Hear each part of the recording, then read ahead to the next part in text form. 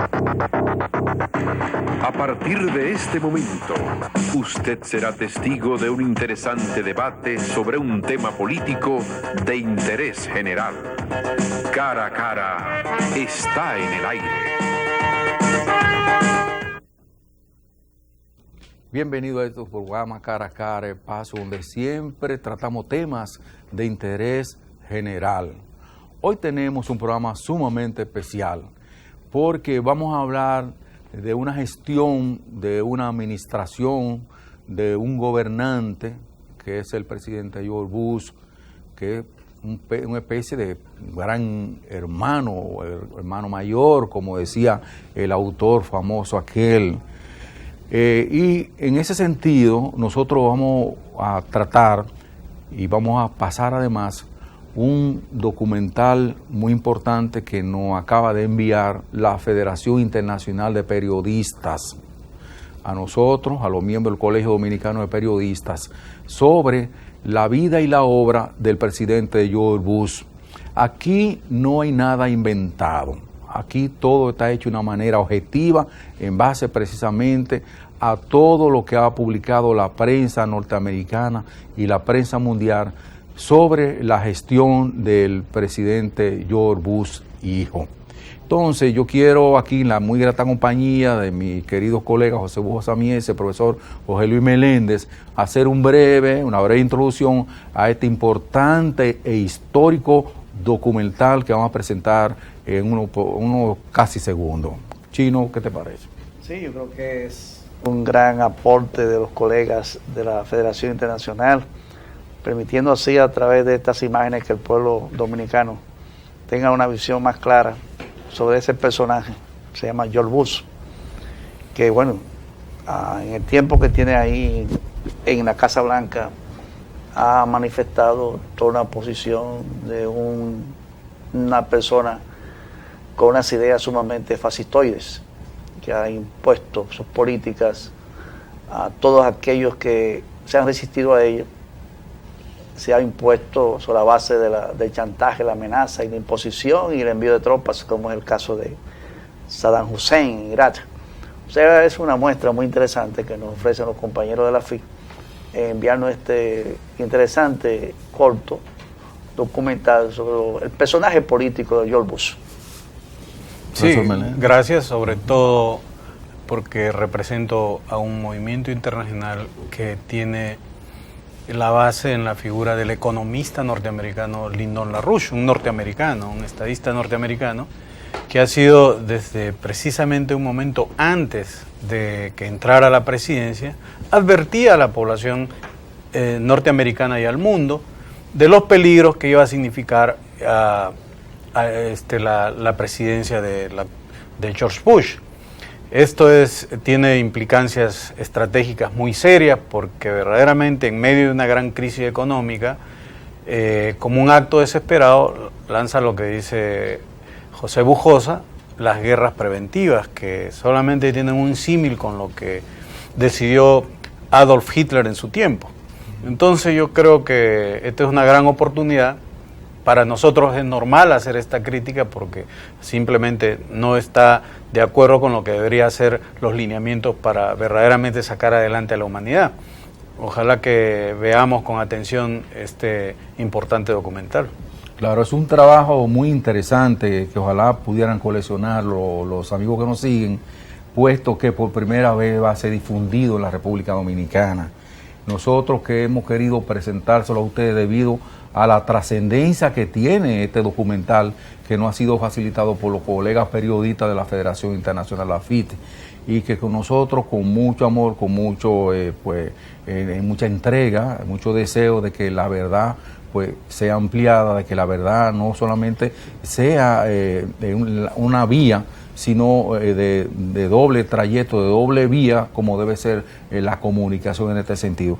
Entonces, ustedes van a ver lo que significan pues las administraciones, los gobiernos, principalmente los gobiernos norteamericanos, la relación con intereses, el gran negocio de la guerra, porque básicamente, más que otra cosa, la guerra son negocios, y lo que se perfila sobre la vida, sobre la humanidad de todos los pueblos, cómo ha de reflejarse el comportamiento de la economía en la gestión del presidente George Bush. Y en ese sentido hay un importante grupo de analistas internacionales que va a estar presente en este documental, y ustedes van a escuchar de ellos así de prima fase toda la opinión con relación a la gestión del presidente George W. Bush. Todo eso pues va a ser luego de los siguientes mensajes.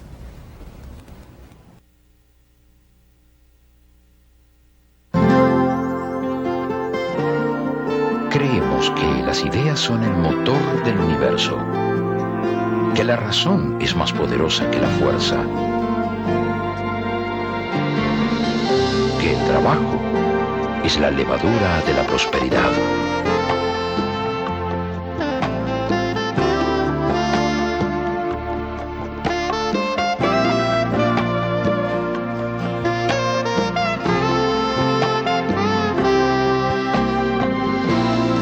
Que la libertad es un tesoro que vale todos los sacrificios.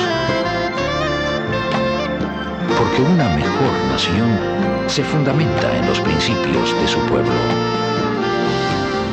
Grupo León Jiménez, por una mejor nación.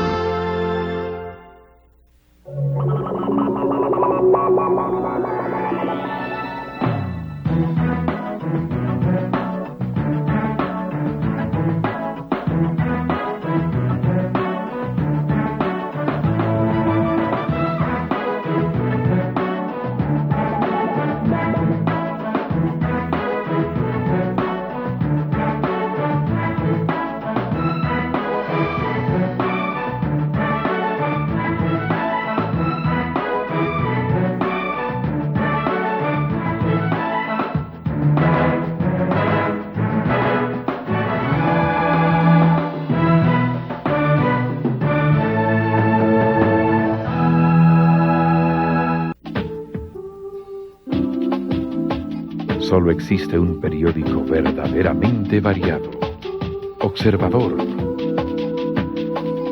universal y verdaderamente nuestro. Un periódico verdaderamente comunicador e independiente para decir la verdad sin ningún tipo de censura. Hoy, el único periódico verdaderamente independiente. Suscríbase al resumen ejecutivo de EIR, revista fundada por el célebre economista Lyndon LaRouche y que incluye sus más completos análisis estratégicos y económicos. EIR ya está en el país, la fuente de información y evaluación más valorada a nivel internacional, donde encontrará los acontecimientos nacionales e internacionales más decisivos que los grandes órganos de difusión prefieren omitir. Un seguimiento a fondo de la crisis económica mundial. Suscríbase a esta revista en español que sale cada 15 días.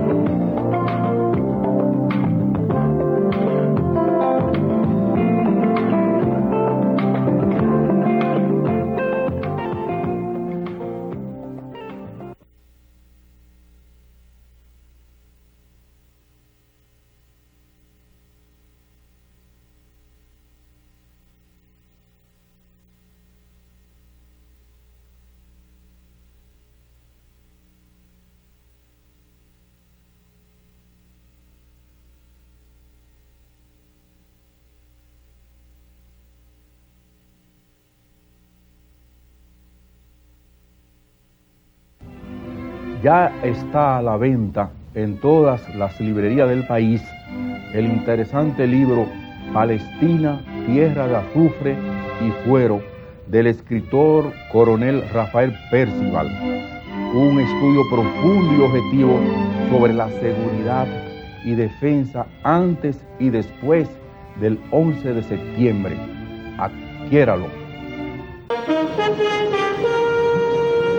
El gobierno da pasos firmes para resolver el déficit eléctrico con la construcción de la presa hidroeléctrica Pinalito en Constanza, con una inversión de más de $131 millones, 50 megavatios adicionales, ahorro en petróleo de $10 millones, ingresos de 15 millones por venta de energía y 1.200 empleos directos.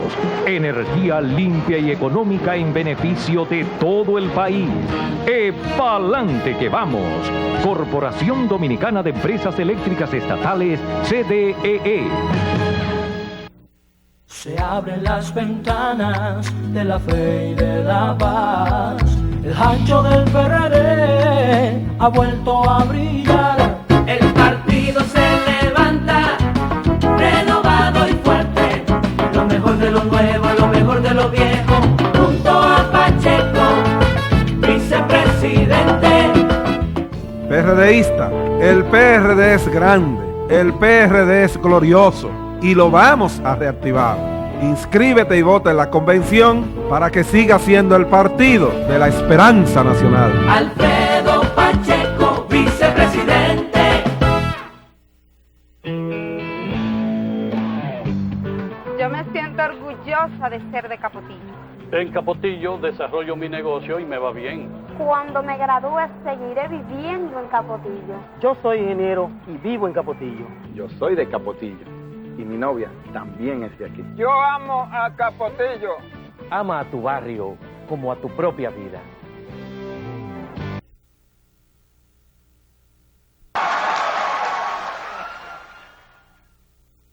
Tenemos el peor presidente de la historia de Estados Unidos. Es ignorante, es arrogante y es estúpido de todas las formas excepto en una, que es increíblemente astuto con su pueblo y en especial con la mitad menos inteligente de los estadounidenses. Esa parte de la población está muy contenta con él porque se da cuenta de lo estúpido que es y se dice por dentro, fantástico, si ese hombre tan tonto puede ser presidente, yo también podría serlo. Hemos elegido a una marioneta como presidente. En realidad no le elegimos, fue nombrado. Su hermano Jeb robó 50.000 votos en Florida y el Tribunal Supremo de su padre le invistió. Si se le apareciera Dios y le dijera, vas a ser presidente, no tendría que preocuparse por los recuentos, ni por las decisiones de los tribunales, ni por nada parecido. Muy bien, entonces se convirtió en el presidente, pero él no sabía por qué. El 11 de septiembre fue cuando descubrió el motivo.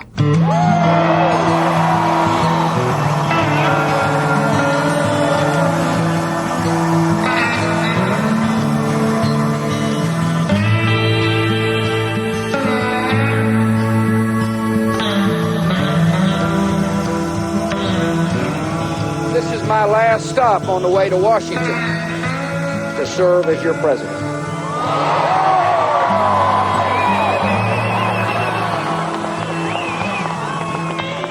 I'm excited about the work. I'll come back to see you soon. God bless.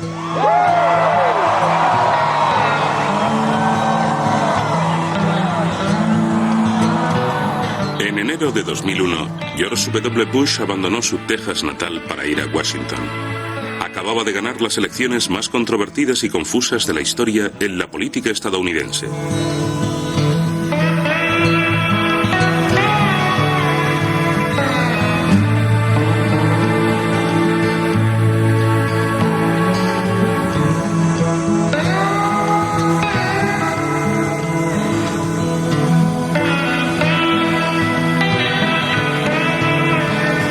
Ocho años después de su padre, George Bush, George W. se convirtió en el líder de la nación más poderosa de la Tierra. Era algo sin precedentes en la historia de Estados Unidos. Todos los mayores acontecimientos de los últimos 12 años se han producido bajo la presidencia de la familia Bush. La caída del Imperio Soviético y del bloque comunista, la Primera Guerra del Golfo, los sucesos del 11 de septiembre, la propagación mundial del terrorismo y la Segunda Guerra contra Irak. They can pray for me, they can pray for my little girls. They can pray for my wife. They can pray for our family. Let's do that. Let's do that together even now for this leader and all of them. Father, we ask you to bless our leaders, to direct our leaders, to redirect when necessary our leaders, to correct our leaders, to comfort them, to protect them and their families. God, we ask you to not only fill their hearts with love, but let them feel love from our heart toward them. I pray that this leader, our Governor Bush, will be one who never looks for the opportunity to strike out at someone, but rather to make a mark for good and a mark for right. Bless him and his family and protect him. In Jesus' name. Cuando en uno de los debates presidenciales le preguntaron a qué filósofo o personaje histórico admiraba más, él contestó que a Jesucristo. Y lo dijo porque admira su personalidad, sus principios y la forma en que vivió. Tuvo un encuentro con Dios en el que se dio cuenta de la lucha que había mantenido con la bebida, quizá por un consumo excesivo de alcohol. En ningún momento me insinuó ni reveló públicamente que fuera alcohólico, pero sí me dijo que tenía un problema con él. Me contó que la fe y su relación con Dios habían cambiado su vida. Es el niño mimado de una familia rica que se lo ha pasado muy bien en su juventud, con un montón de fiestas, de chicas, de alcohol. La típica historia. Y llegado un determinado momento, tuvo una experiencia religiosa. Dios le habló y le dijo: prepárate, tengo una misión para ti. Y entonces dejó de beber y dejó de flirtear. Él piensa que ha cambiado completamente su vida gracias a la religión y se junta con un montón de gente muy conservadora y realmente se creen en posesión de la verdad. En una entrevista concedida a un periódico de Austin, George W. declaró: me ha sido encomendada una misión divina, promover el punto de vista de la Biblia en la política practicada por los Estados Unidos. David Fram, redactor de los discursos de Bush, estaba presente en el despacho oval cuando el presidente reveló a unos miembros de congregaciones protestantes que Dios le había salvado de la bebida. Dijo: yo no estaría aquí, estaría en alguna tienda de licores de Texas. Si estoy aquí es solo gracias al poder de la oración y a que he encontrado a Dios. La religiosidad es un verdadero rasgo de su carácter. Ha afectado su vida y la siente de forma muy profunda. Muchos cristianos reconvertidos que han conocido a Bush han salido diciendo que era igual que ellos, que él era ellos. Todos rezan nada más levantarse. Son creyentes y rezan en la Casa Blanca. Bush declaró durante su campaña que el cielo solo está abierto a los que aceptan a Jesucristo. Sean Ashcroft, su fiscal general, equivalente al ministro de Justicia, dijo: nuestro único rey es Jesús. En la Casa Blanca, las sesiones del gabinete cobraban un aire de reuniones de plegarias en donde se gestionaban los asuntos del mundo entre lecturas bíblicas. La primera vez que entré en el ala oeste me dijeron: has faltado a la clase de estudio de la Biblia, porque los evangélicos tienen una clase de estudio de la Biblia todas las semanas en su congregación cristiana, y la religión era muy importante tanto para el personal como para el presidente. Creo que Bush excede con ese aspecto religioso y eso me produce inquietud y le produce inquietud a muchos estadounidenses. No es cierto que George Bush se ponga de rodillas y le pregunte a Dios: ¿qué debo hacer? La idea de que Dios le comunique todas las mañanas el orden del día no es acertada. George Bush no piensa así, pero sí que encuentra su fuerza en la fe religiosa. Este gobierno se doblega ante la religión, ante una religión extremista. Bush es más fuerte y su base más fuerte es la derecha religiosa conservadora. Ed McAteer, que vive en Memphis, es un cristiano sionista. Le retiró su apoyo a George W. porque no acepta a Dick Cheney como vicepresidente. Sus motivos son bastante sorprendentes. Bush dice que está contra la homosexualidad. Aún así, ha elegido un vicepresidente que tiene una hija lesbiana. Yo digo que no es que le culpe al padre por ello, pero George Bush lo sabía cuando le eligió. Y durante la convención republicana, esa chica lesbiana apareció por todas partes. La han visto en todo el país. Y la gente lo sabe. Esto ha resultado muy molesto para mucha gente, pero es un hecho que el presidente forma parte de la derecha cristiana. Jerry Falwell, fundador de Moral Majority, la moral mayoritaria, acusó a los paganos, gays y lesbianas de ser los culpables de los atentados del 11 de septiembre. Bush declaró: pidamos que la sabiduría y la presencia de Dios nos asista en lo que vamos a emprender. Esta cruzada, esta guerra contra el terrorismo llevará algún tiempo. La derecha cristiana tiene su propia política exterior. Apoya a Israel porque son personas que saben combatir y también porque estas personas tienen una postura claramente antimusulmana. Teníamos a Boykin, el general Boykin, que ahora es el jefe de inteligencia del Pentágono y que, vestido con su uniforme, predicaba como un cristiano reconvertido la cruzada contra el Islam. El general Boykin y el presidente piensan de la misma forma. Not Osama bin Laden. It's not what you can see. It's the enemy in the spiritual realm. Y Boykin le enseñaba a la gente diapositivas de Mogadiscio de cuando ocurrió el incidente del derribo del Black Hole y les decía, aquí podéis ver al diablo en esta diapositiva. Ese que está volando aquí es Satán. Ladies and gentlemen, that's not a fake. Whether you understand it or not, it is a demonic spirit. Y no era verdad. Se trataba de un avión Predator que tomaba fotografías, pero él le contaba eso a la gente. Y este es quien dirige nuestra inteligencia en el Pentágono. ¿Qué les parece? Creen en Dios, creen en una misión, creen en una cruzada contra el mal. Creo que Mahoma era un terrorista. He leído suficiente sobre la historia de su vida, tanto la escrita por musulmanes como por los no musulmanes, y dicen que era un hombre violento, un hombre guerrero. Si estamos en paz con Dios, deberíamos amar a las personas. Si el Islam está en contacto con algún tipo de fuerza espiritual, como ellos dicen estar, es que esa fuerza espiritual querría aniquilar a todos los que no estuvieran de acuerdo con ellos, pues sería como otro Hitler, partidario de la supremacía blanca. Esa es una idea terrible. Yo no odio a los árabes. Tengo amigos árabes y los quiero. Pero yo creo en la Biblia, y Dios dio esa tierra a Abraham, a los judíos. Y yo siempre utilizo este cliché, el de que cada grano de arena de esa parte de la geografía llamada Israel pertenece a los judíos. 60 millones de personas que se definen a sí mismas como derecha cristiana creen que el Estado de Israel debe existir al final de la historia y que así es como vamos a ir al cielo. Y que si no existe o es invadido por los musulmanes, vamos a ir al infierno. Esto podría estar celebrándose en Jerusalén, pero en realidad estamos en pleno Colorado. Ninguno de los asistentes es judío. Este es el congreso anual de la coalición cristiana estadounidense. En este enorme anfiteatro, miles de personas aclaman el Estado de Israel.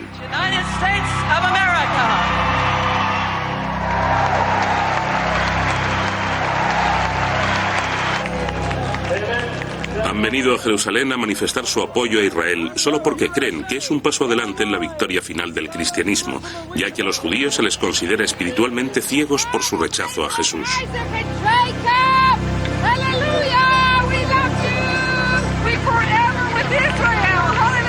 Tras la batalla final entre el bien y el mal, muchos judíos se convertirán al cristianismo y los no creyentes serán maldecidos y perecerán. Son los defensores de Israel más incondicionales y extremistas que pueda haber en el mundo. En Estados Unidos hay más gente cristiana evangélica que apoya a Israel que entre los propios judíos norteamericanos. Créanme. En los Estados Unidos existe una alianza muy importante. No está escrita sobre papel, sino una alianza de hecho entre la derecha cristiana y los partidarios de Israel. Se trata de una alianza directa bastante inusual. Es la primera vez que veo algo semejante en mi vida. Las apariciones de Ariel Sharon ante los cristianos sionistas provocan entusiastas ovaciones. Para ellos, Sharon ha sido elegido por Dios para hacer realidad las profecías sobre el final de los tiempos. With God's help and your solidarity, we will win. We will win. El primer ministro Sharon ha sido recibido 9 veces en privado por el presidente Bush, más que ningún otro líder del mundo. La única forma de comprender la política exterior de Estados Unidos en Oriente Medio es entendiendo que Israel es parte integrante de los Estados Unidos y yendo un paso más allá para explicarle a los árabes qué relación pueden tener ellos con lo que estamos haciendo en Oriente Medio.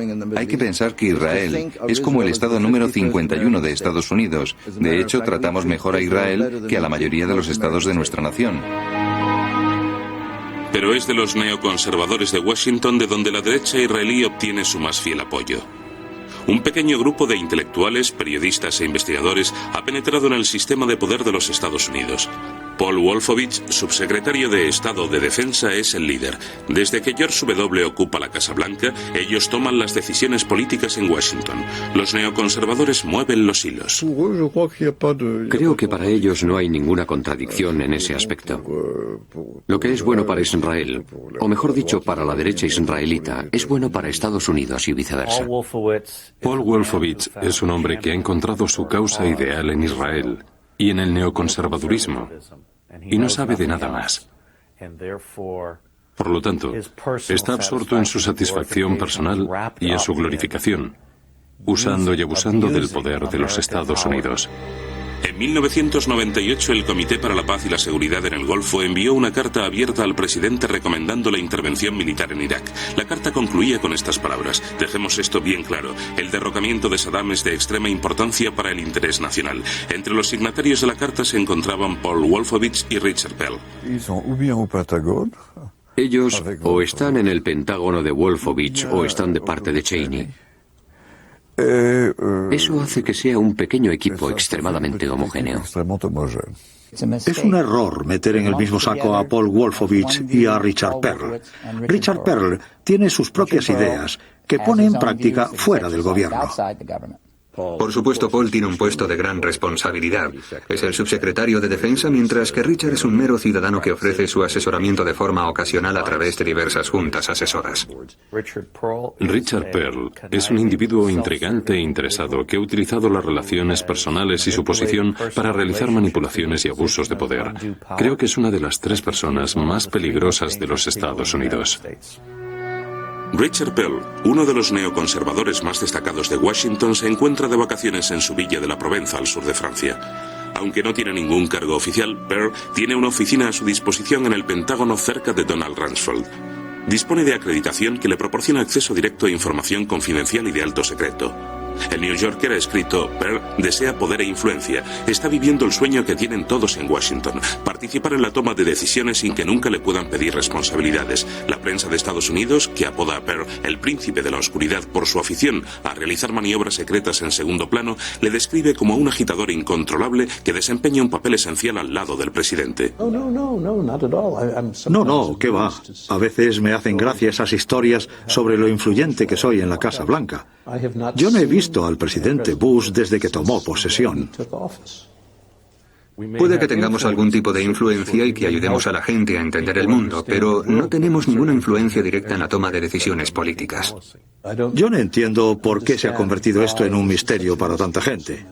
Se ha pintado como si fuera una conspiración, pero no es nada de eso.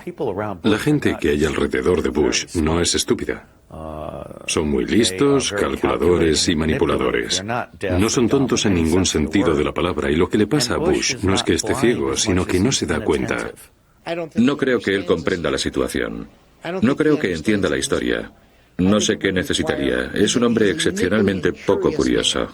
No creo que lea mucho, pero sí habla mucho con la gente y sus conocimientos dependen en gran parte de lo que le diga a la gente. Aprende muy rápido, consigue averiguar cuáles son las personas que tienen los conocimientos que él necesita y luego las utiliza. Absorbe la información como una esponja. Siempre está dispuesto o estaba dispuesto a preguntar, lo que hacía suponer que había muchas cosas que desconocía, pero que quería saber. Yo simplemente creo que el 43 presidente no es un pensador geopolítico, no conoce mucho el mundo, y no es que sea su culpa, es que simplemente no ha viajado. Bush no tuvo pasaporte hasta que se convirtió en presidente. ¿Cómo, por el amor de Dios, iba a saber nada sobre política exterior o sobre lo que pasa en el resto del mundo? No había visitado ningún país extranjero. Conoce Texas y conoce Maine porque pasa las vacaciones allí con su padre. Y luego conoce a algunas personas que son amigos de su familia. Las personas que forman el núcleo de su plantilla en la Casa Blanca son las que formaban el núcleo de su plantilla en Texas. Esto es inusual.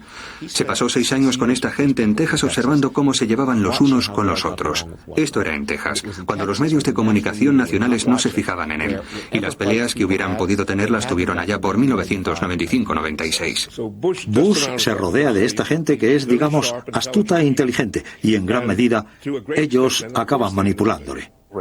Richard Pearl, Doug Feith, Bernard Lewis, el catedrático Wolfowitz, todos ellos llegan allí y le dicen, así es como es el mundo. ¿Cómo va a ser algo así? No es que nosotros tengamos influencia sobre el presidente, es que la forma de pensar del presidente es muy parecida a la nuestra. Los neoconservadores no se interesan mucho por la política interior. Para ellos lo importante es el poder de Estados Unidos, el papel de Estados Unidos en el mundo. Entonces, si uno es un halcón, porque está dispuesto a utilizar la fuerza cuando es lo único que tiene una posibilidad razonable de éxito, pues entonces sí, me declaro culpable. Todos nos vemos empujados al límite de nuestras capacidades para que siempre que haya posibilidades razonables, apoyemos las revoluciones democráticas que se produzcan en cualquier parte. Eso es lo que hacemos.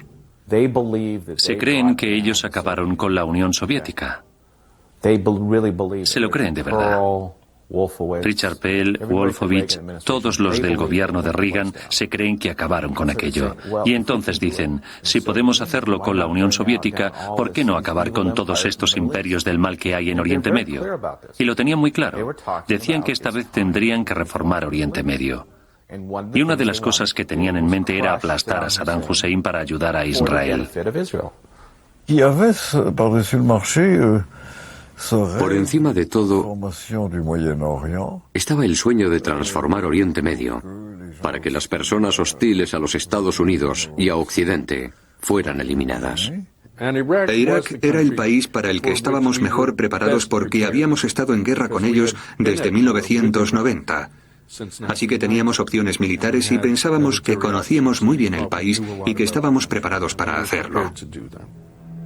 Para hacer todo aquello solo necesitaban un pretexto. Eso era todo lo que necesitaban.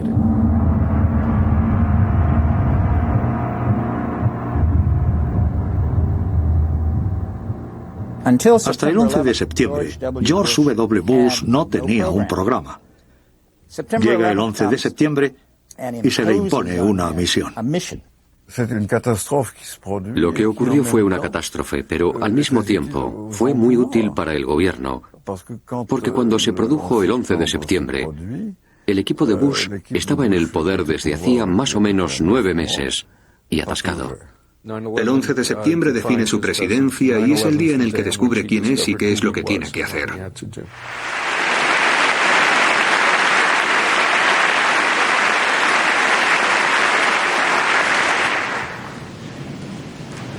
Our war on terror begins with Al-Qaeda, but it does not end there. It will not end until every terrorist group of global reach has been found, stopped, and defeated. I have a message for our military. Be ready. I've called the armed forces to alert, and there is a reason. The hour is coming when America will act, and you will make us proud. May God grant us wisdom, and may He watch over the United States of America. Thank you.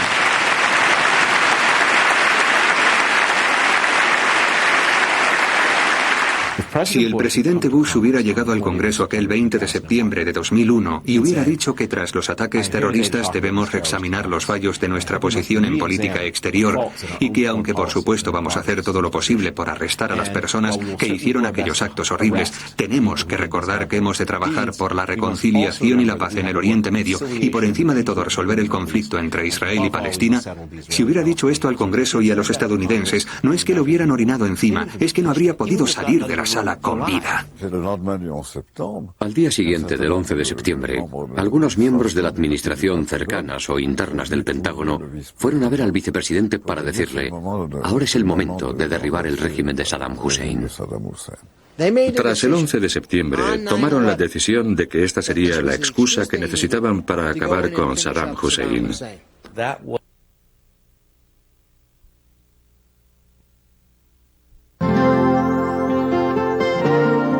Creemos que las ideas ideas son el motor del universo, que la razón es más poderosa que la fuerza, que el trabajo es la levadura de la prosperidad.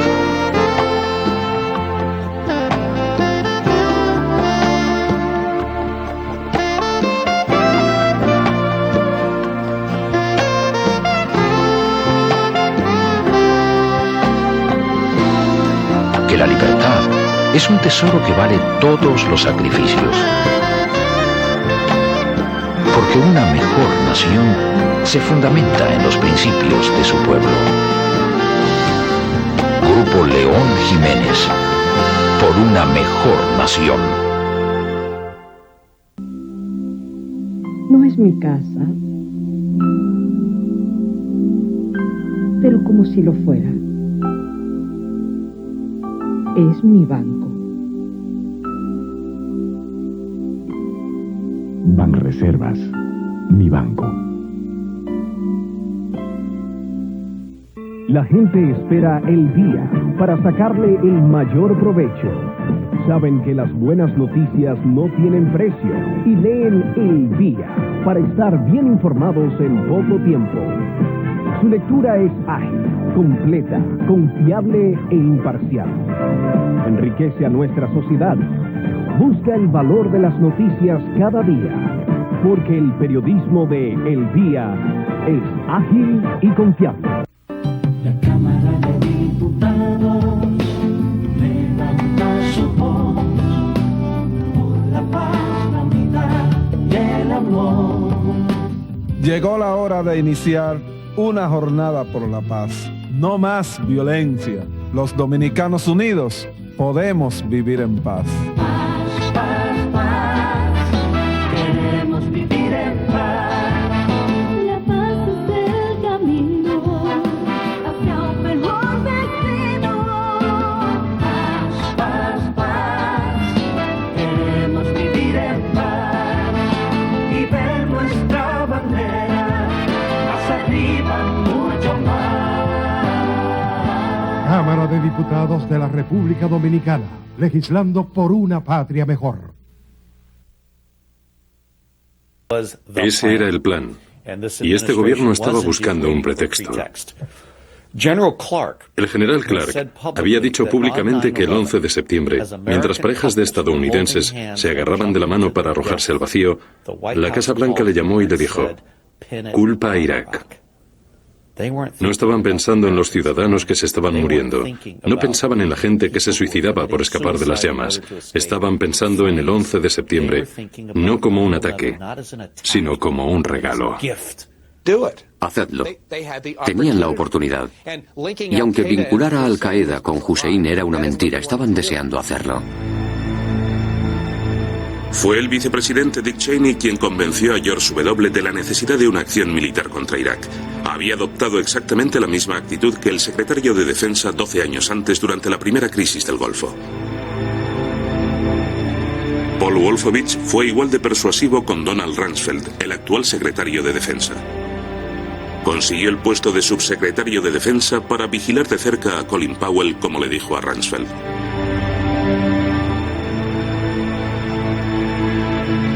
El 17 de septiembre, todo el equipo se reunió en el rancho del presidente para tramar el derrocamiento de Saddam Hussein. Se discutió sobre Irak justo después del 11 de septiembre, pero no creo que se tomara una decisión en aquel momento. Paul Wolfowitz empezó a hablar claramente de Irak. Irak es el verdadero culpable. ¿Cómo iba a decir Bush si era o no el verdadero culpable? Paul Wolfowitz le decía que lo era y él se fiaba de lo que le decía. Creo que la inclinación estaba ahí ya con Cheney. Y creo que está muy claro que Paul Wolfowitz aprovechó la más mínima oportunidad para sugerir que deberíamos ocuparnos del cambio de régimen. Es verdad que Paul Wolfowitz estaba por la labor de invadir Irak desde el principio. Puede que haya circunstancias en las que sepamos que estamos a punto de ser atacados. Y en esas circunstancias, si podemos evitar ese ataque golpeando nosotros primero, por supuesto que deberíamos hacerlo, es perfectamente normal. Si le hubieran dicho a los estadounidenses, mirad, estamos pensando entrar en una guerra de conquista para restablecer el equilibrio político en el Oriente Medio, yo no creo que la gente hubiera estado de acuerdo. El presidente ha dejado que el público crea en una mentira, la de que Irak tuvo que ver con el 11 de septiembre, que es absurdo. Pero eso lo ha hecho enteramente por sí solo. No es que haya sido influido por un pequeño grupo de gente. Créanme, la gente responsable de esta mentira, los neoconservadores cercanos a Bush, sabían todo eso. Sabían los efectos que estaba provocando en la ciudadanía. I think what September 11th showed is if 19 people using nothing more than conventional airliners can kill 3,000 people in one day, and we start to look at the weapons that those people were exploring even on September 11th, and the potential for groups like that ultimately to inflict not 3,000 in one day, not 30,000, but 300,000 or maybe 3 million. Then you realize this is not an evil we can continue to live with. It's an evil that has to be eradicated. Lean los discursos del señor Bush, del señor Cheney y del señor Rumsfeld de todo este periodo anterior a la guerra de Irak después del 11 de septiembre. Son muy sutiles. En la primera frase hablan de Saddam Hussein, en la segunda del 11 de septiembre y en la tercera de Bin Laden. No se unen explícitamente, pero para alguien que lo escucha de pasada, las tres frases se mezclan y se enlazan y la idea queda ahí, en la conciencia del pueblo, de que hay un nexo entre estos tres hechos y estos tres acontecimientos. El presidente se ha referido varias veces a la relación entre Al-Qaeda y Saddam Hussein. Ha habido 18 preguntas de periodistas diferentes. Una de ellas sobre la relación entre el presidente y Dios. Y otras 15 sobre Irak. Ninguno de ellos ha planteado el problema de la conexión entre Al-Qaeda y Saddam Hussein. Se lo han tragado completamente. Nunca me lo he creído, desde el principio. ¿Por qué se arriesgaría Saddam Hussein a tener relaciones con Al-Qaeda? No se conoce que haya confiado nunca en grupos terroristas. Ha jugado con ellos, pero los dictadores de Oriente Medio no confían en los grupos terroristas. No entiendo cómo puede negarlo. Richard Perle. Yo estaba con este tipo en la televisión cuando dijo en público: ese bastardo de Saddam Hussein fue responsable del 11 de septiembre. Cuando sabíamos muy bien que no había ninguna base para pensarlo. E hizo correr este mito sobre Saddam Hussein y su relación con el 11 de septiembre y no había ninguna prueba. A últimos de diciembre, el presidente Bush pidió a David Frum que le escribiera el discurso del Estado de la Unión. Necesitaba impresionar a la opinión pública buscando el equivalente al famoso sobrenombre que le puso Ronald Reagan a la Unión Soviética, el imperio del mal. En el borrador original la frase era el eje del odio, pero escribir para el presidente de los Estados Unidos es muy parecido a escribir para una gran productora de películas de Hollywood. Tú escribes las palabras y luego pasan por un gigantesco proceso burocrático en el que se revisa todo trabajando en grupo. Es como un personaje de una película y hay que pensar, ¿qué diría George Bush sobre esto?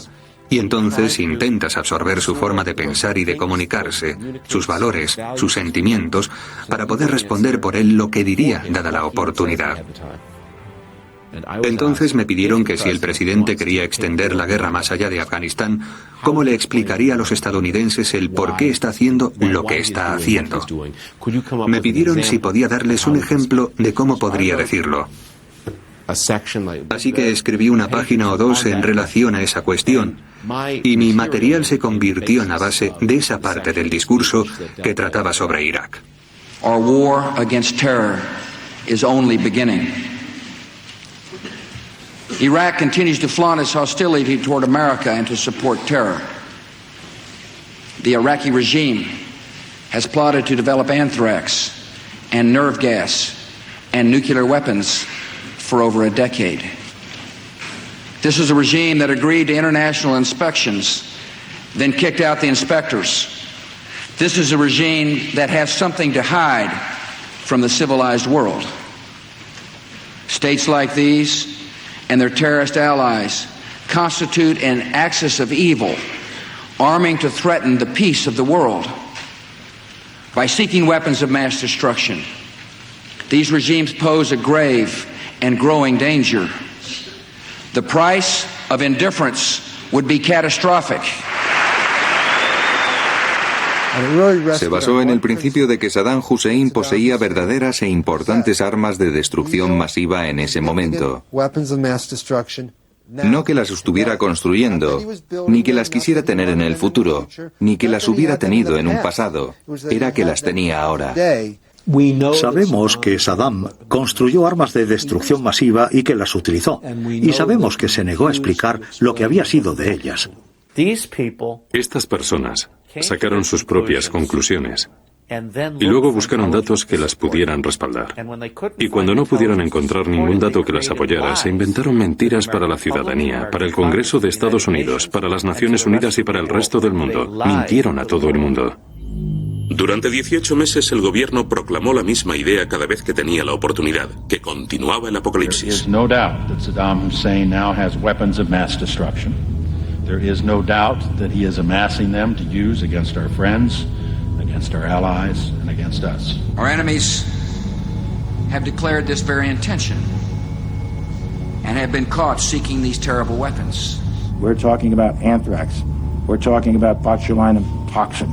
We're talking about nuclear weapons programs. It clearly would be unhelpful if terrorists got their hands on some of Iraq's chemical or biological capabilities. It is a shell game played on a grand scale with deadly serious weapons. Is trying to shake the will of America and the civilized world. And this country will not be intimidated. What he wants is time, and more time, to husband his resources, to invest in his ongoing chemical and biological weapons program, and to gain possession of nuclear weapons. The United States of America will not permit the world's most dangerous regimes to threaten us with the world's most destructive weapons. Eso es lo inquietante. Ver con qué facilidad una propaganda bien organizada, repetitiva y enfocada a repetir la misma idea es capaz de ser tan eficaz. Este gobierno ha elegido usar las herramientas de propaganda de Hitler, de Goering y de Goebbels. Tampoco es que estemos en un régimen nazi, pero de todos modos, cuando Goebbels decía que si se repite muchas veces una mentira, al final la gente acaba creyéndosela, no estaba muy equivocado. Y eso es lo que vimos que ocurrió en ese momento. Tenemos que asustar a los ciudadanos de Estados Unidos. Yo esto no lo apruebo. Creo que Bush y Cheney se han ocupado de asustar a la gente para intentar unir a la opinión pública. Esto era necesario para poder convencer a los ciudadanos de que esto era un problema que representaba una amenaza, que había que ocuparse de ello inmediatamente y que no había tiempo para intentar poner en marcha otras alternativas. Over the years we've tried limited strikes against military facilities. It didn't work. We've offered Iraq the path of voluntary disarmament and inspections. The Iraqi regime is rejecting it. Dijo que los inspectores de las Naciones Unidas habían concluido que se encontraron gran cantidad de armas biológicas y armas químicas. El problema de todo esto es que no había pruebas que lo respaldara. Los inspectores de las Naciones Unidas nunca dijeron eso. La estrategia de la Casa Blanca presentaba dos fases específicas. La primera consistía en deshacerse de los inspectores de las Naciones Unidas que se empeñaban en no encontrar pruebas de armas de destrucción masiva y en admitirlo. La segunda fase consistía en probar la existencia de estas armas. Wolfowitz y Rumsfeld concentraron sus esfuerzos en desacreditar a Hans Blix, el responsable del Comité de Control de Armas de las Naciones Unidas. Arrastrado por el lodo del gobierno de Bush, Blix se convirtió en el objeto de las quejas de la Casa Blanca. Al final se retiró a su domicilio de Estocolmo. Antes de marcharse, en una entrevista con The Guardian, lanzó su contraataque empleando términos nada diplomáticos. Fui calumniado por el Pentágono. Difundieron cosas repugnantes en los medios para tratar de implicarme. Estos bastardos estuvieron persiguiéndome durante 3 años. Quizá no pensé que esa palabra en concreto sonara tan fuerte en el idioma inglés. Yo la había oído muchas veces en mi época de estudiante en Inglaterra y no pensé que fuera tan fuerte. Quizá debería haber utilizado otra palabra, quizá algo así como canallas. Creo que los que impulsaron todo esto Eran los que estaban en el nivel superior del Departamento de Defensa, los halcones como Wolfowitz. Esta gente tenían interés en ver desacreditado a Blix. Hubo una campaña de difamación bastante importante en los medios de comunicación. We cannot wait for the final proof, the smoking gun that could come in the form of a mushroom cloud. El London Times publicó un artículo en el que su corresponsal en Nueva York sugería que podría ponerme yo ese arma apuntándome hacia la cabeza. Es innoble. Innoble porque es una persona de una grandísima honestidad. Pero lo hicieron por una razón, supongo, y es que no hubieran podido convencer a sus electores ni a sus parlamentarios ni al Congreso de ir a la guerra diciendo que solo sospechaban. Eso no hubiera sido suficiente. Si los estadounidenses hubieran creído a Blix, no hubiéramos ido a la guerra cuando lo hicimos. Por eso teníamos que dudar de Blix. Probablemente tenían otras muchas razones de por qué querían ir a por Saddam. El señor Wolfowitz había dicho que la elección de las armas de destrucción masiva como motivo era solo a efectos burocráticos. Era un motivo en el que todos podían estar de acuerdo. Todo fue una campaña orquestada. Era muy difícil ver que los iraquíes fueran terriblemente peligrosos en el año 2002 y en 2003. El vicepresidente dio algunos discursos en agosto de 2002 y no ocultó que pensaba que las inspecciones eran inútiles, y creo que el señor Wolfowitz compartía la misma opinión. Luego, Colin Powell, que se supone que es el inteligente de este gobierno, les recuerdo que fue el que se enfrentó a las Naciones Unidas afirmando que había armas de destrucción masiva. Iraq declared 8,500 liters of anthrax, but UNSCOM estimates that Saddam Hussein could have produced 25,000 liters. Había examinado las pruebas, así que asumió una gran responsabilidad al decir aquello. Pero está claro que no todo lo que dijo tenía fundamento. How much longer are we willing to put up with Iraq's non-compliance before we, as a council, we as the United Nations say, enough, enough? Saddam Hussein and his regime are busy doing all they possibly can to ensure that inspectors succeed in finding absolutely nothing. Es un poco como las cazas de brujas de la Edad Media. La gente estaba convencida de que había brujas y si las buscaban las acababan encontrando. Aquí también estaban convencidos de que había armas y estaban inclinados a interpretar cualquier señal como prueba de su existencia. Todos los años las Naciones Unidas decían: deteneos y decidnos lo que estáis haciendo, y no lo hacían. Finalmente el presidente Bush, el primer ministro Blair y el señor Berlusconi y el señor Aznar y muchos otros líderes del mundo dijeron que esto tenía que acabar. El problema es que no se debería hacer una guerra. Una guerra preventiva basada en una sospecha o en una creencia. Se debería tener alguna prueba. No había ninguna prueba. Esa es la cuestión. Esto es claramente preocupante. Que los gobiernos más importantes del mundo tomen medidas basándose en una información así. Me reuní para cenar con un ex primer ministro jordano y le dije: ¿qué ocurrirá si no encontramos las armas de destrucción masiva? Y él me contestó: pues será mejor que os las vayáis inventando. Una vez eliminado Hans Blix, solo quedaba demostrar que Saddam Hussein había obtenido uranio enriquecido como parte de su programa de armamento nuclear. Pero tales acusaciones debían llegar de una fuente irreprochable. La Casa Blanca propuso el nombre de Joe Wilson, un amigo de la familia del presidente. Wilson había sido el último diplomático de Estados Unidos en conocer a Saddam Hussein en Bagdad. Su valor durante la Guerra del Golfo le valió para ser condecorado por el primer presidente Bush. Dick Cheney pidió a la CIA que se pusiera en contacto con Wilson para realizar una misión especialmente delicada. Joe Wilson fue un embajador muy capaz que había financiado a Bush padre. Fue llamado por la CIA para ir a un país a cuya gente él conocía para comprobar si era cierto el rumor de que Nigeria había vendido a Irak uranio concentrado, que es un material que se utiliza en la producción de armas nucleares. Los neoconservadores cercanos al presidente Bush, incluido Cheney, mencionaron esto como motivo para invadir Irak. Yo les dije en el momento en que se tomó la decisión que iría, pero solo como representante del gobierno. Es decir, como alguien que hace preguntas de parte del gobierno, pero no de la CIA. No soy un espía. Así que fue a hablar con varios funcionarios del gobierno y les preguntó qué tipo de negocio hacían con el uranio. qué tipo de mecanismos de seguridad y de protección existían, y volvió diciendo que le parecía improbable que se hubiera producido semejante intercambio. Hice mi informe que decía que no había nada detrás de toda esta historia. Y para gran sorpresa de Wilson, se enteró que en el discurso que el presidente dio sobre el Estado de la Unión, que es el discurso más importante que pueda dar un presidente de los Estados Unidos, mencionaba esto diciendo que era cierto. The British government has learned that Saddam Hussein recently sought significant quantities of uranium from Africa. Por los informes que se hicieron, incluido el mío, sabíamos que esas informaciones eran falsas. Bush es o bien un mentiroso o bien se lo cree y no sabe que no es verdad. Ambas cosas son malas. Hay información por todas partes contra la Casa Blanca. Es una cuestión sobre la que se basó la decisión de entrar en guerra. No solo en guerra, sino de hacer una guerra que supusiera la invasión, la conquista y ahora la ocupación de un país soberano. Aquí es cuando Joe Wilson se enfadó de verdad.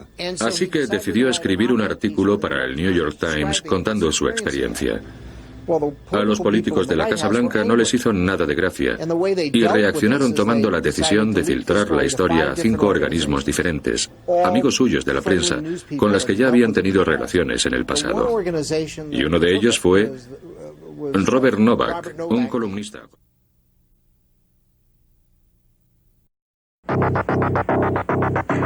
A partir de este momento, usted será testigo de un interesante debate sobre un tema político de interés general.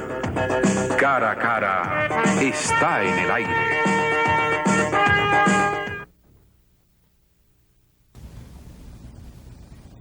Bienvenido a este su espacio Cara a Cara. Hoy tenemos un programa especial porque vamos a hablar de una personalidad que en opinión de muchos entendidos es el hombre más importante del siglo recién concluido. Y hablar de Fidel Castro Ruz es hablar pues de un hombre que ha dejado una increíble impronta en todo este devenir de la vida social política de corte no solamente regional, sino de aspecto meramente mundial.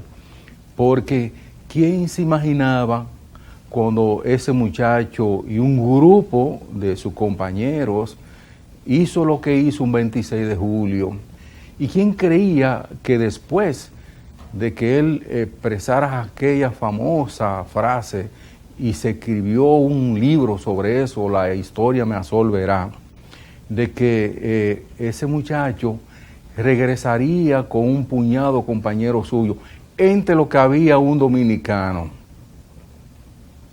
Pichirilo, y llegaron en el Granma desde México a Cuba, y Pichirilo, que además portaba con mucho orgullo un arma de fabricación dominicana, que era la llamada San Cristóbal, pues acompañó al comandante Fidel Castro en esta iniciativa, en esta empresa que jamás ni siquiera ellos mismos pensaron que iba a durar tanto tiempo.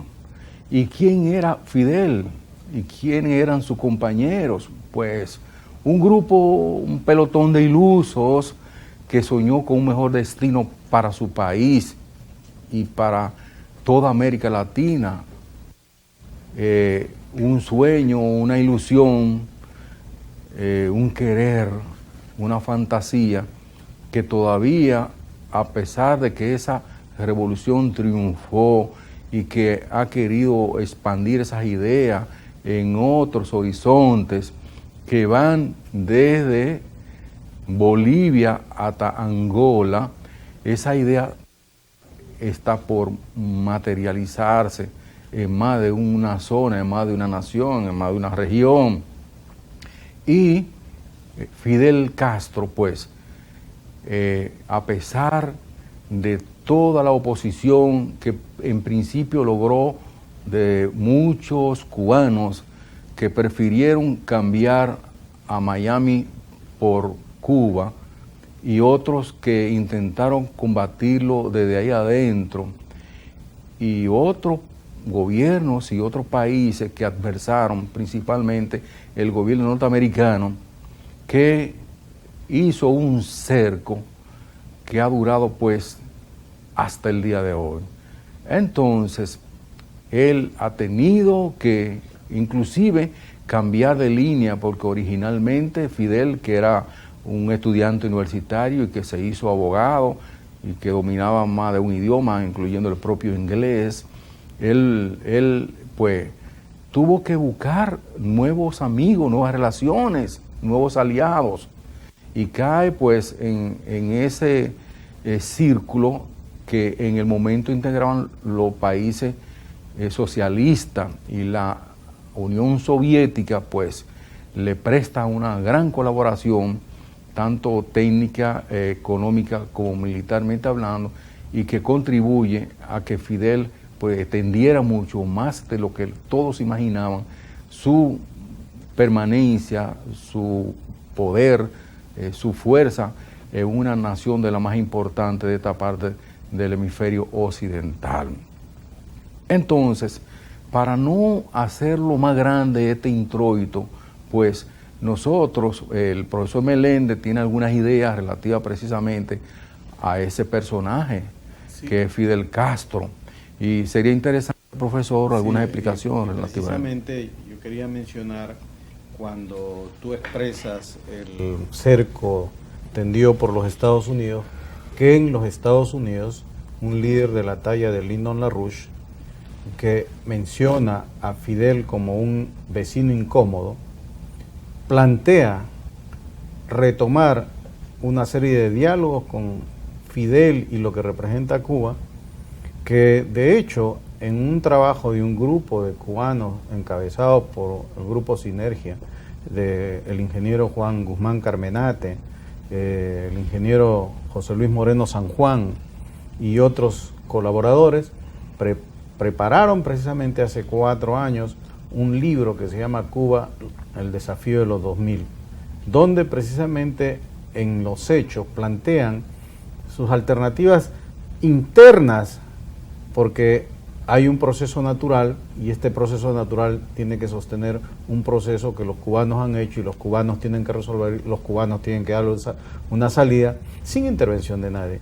Y LaRouche, en representación de la población norteamericana, ha dicho que él podría ser un interlocutor válido para que el gobierno de Fidel Castro y de los Estados Unidos y los Estados Unidos como nación puedan tener un acercamiento que rompan esta falta de comunicación y de entendimiento. Yo creo que lo que vamos a ver es bastante significativo en todo esto. Obviamente también hay que señalar al profesor Meléndez el gran arrojo, el gran esfuerzo que han hecho pues no solamente Fidel Castro y ese grupo inicial de sus compañeros, sino muchos dirigentes de esa revolución, de ese increíble ensayo que se produce a poca milla de territorio norteamericano, y es ahí, por ejemplo, cuando más duele la situación. Y Fidel, a pesar de los norteamericanos y a pesar de algunos cubanos, Fidel ha logrado mantener su revolución por mucho tiempo, por muchos gobiernos norteamericanos ha pasado él. Y él te ha señalado que en una oportunidad pues iban 9 gobiernos norteamericanos, ha pasado, y él sigue ahí, y que no ha logrado hacer saltar ese ensayo político. Inclusive cuando el Papa lo visitó, la gente comenzó a hacer especulación sobre que ya el fin de la revolución cubana y el fin de Fidel estaba cerca, y el Papa señaló en una frase lapidaria sobre que Cuba debe abrirse al mundo y que el mundo tiene que abrirse a Cuba. Sin embargo, contrario a cómo aconteció cuando el Papa visitó algunos de los países de la región socialista, que se produjo ahí pues el de Barajute, que desaparecieron todas esas naciones, todo ese sistema en esos países, pues en Cuba no se ha producido ese tipo de cambio. Pero luego de los siguientes mensajes, vamos a dejarle a ustedes para que sea el documental que hablamos al principio el que hable por nosotros y que presente pues un bonito trabajo con relación a la vida de un hombre que es un símbolo, es un ícono de la política y de la aspiración que tienen los pueblos por un mejor sistema de vida.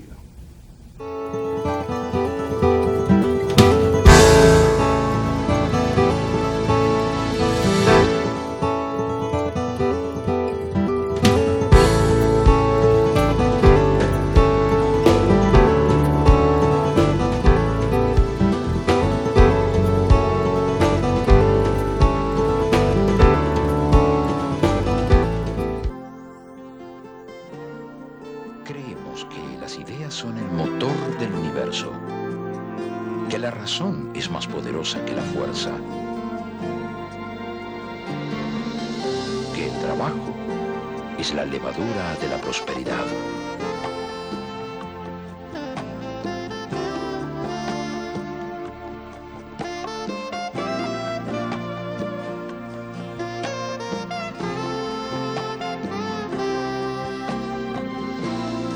Que la libertad es un tesoro que vale todos los sacrificios. Porque una mejor nación se fundamenta en los principios de su pueblo. Grupo León Jiménez, por una mejor nación.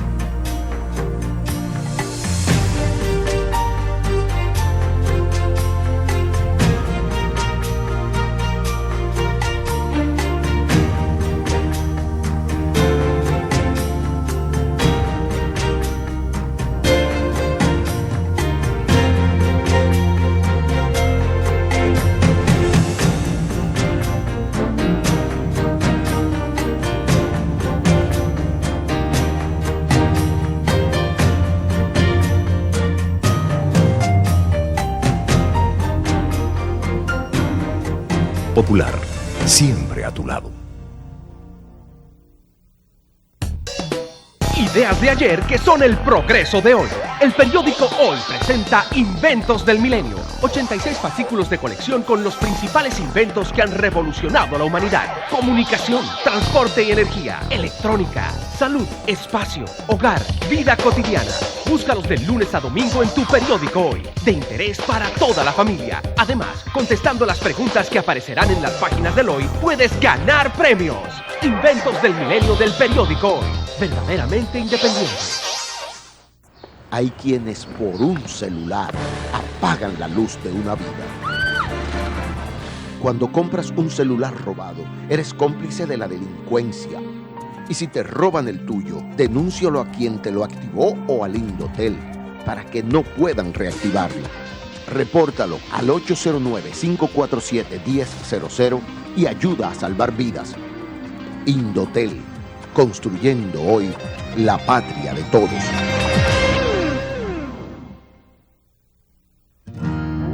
Para nosotros, el dinero no tiene tanto valor en sí mismo. Lo que lo hace valioso es el destino que nuestros clientes le dan y lo que éste hace por ellos. Por eso lo cuidamos tanto. Por eso antes de tomar una decisión, siempre pensamos las cosas 2, 3 o más veces. Para nosotros, lo que nuestros clientes depositan diariamente no son papelitos de colores. Son sus sueños. El dinero de nuestros clientes no son números fríos que ingresamos a las computadoras. Son sus ilusiones, su seguridad, su vida. Y eso no es un juego. Nosotros vemos el dinero así. Por eso en el BHD, cuidando tu dinero, cuidamos tus sueños. Banco BHD, donde tú cuentas.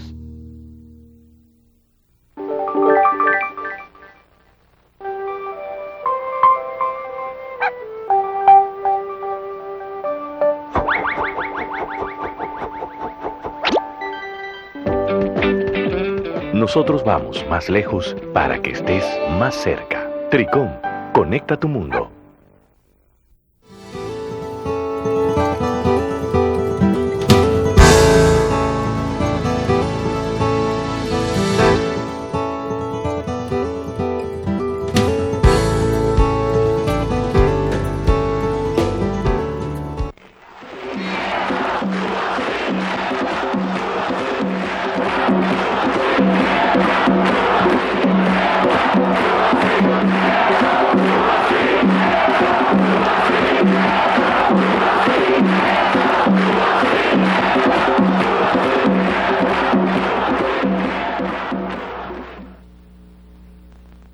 Fidel.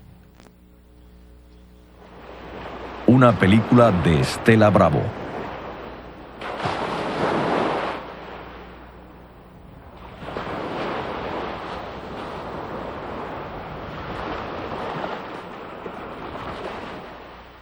Desde esta pequeña isla del Caribe, Fidel Castro ha gobernado Cuba durante 40 años. Una sobreviviente comunista en un mundo capitalista. Para algunos es un demonio, para otros un símbolo de resistencia y justicia social.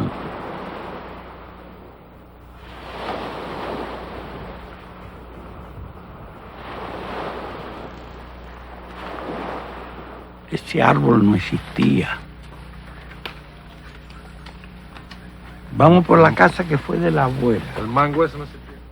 En 1996, a los 70 años de edad, Fidel visitó el hogar de su infancia con un viejo amigo, el famoso novelista colombiano Gabriel García Márquez. Un clavito en la lengua, con la misma lengua que acababa de decirle horror y a la vez. Fidel nació en Virán, una zona agrícola en la parte oriental de Cuba. Fue de 7 hermanos, 3 niños y 3 niñas, el mayor de los varones. Su padre Ángel, un inmigrante jornalero, se convirtió en un rico agricultor de caña de azúcar.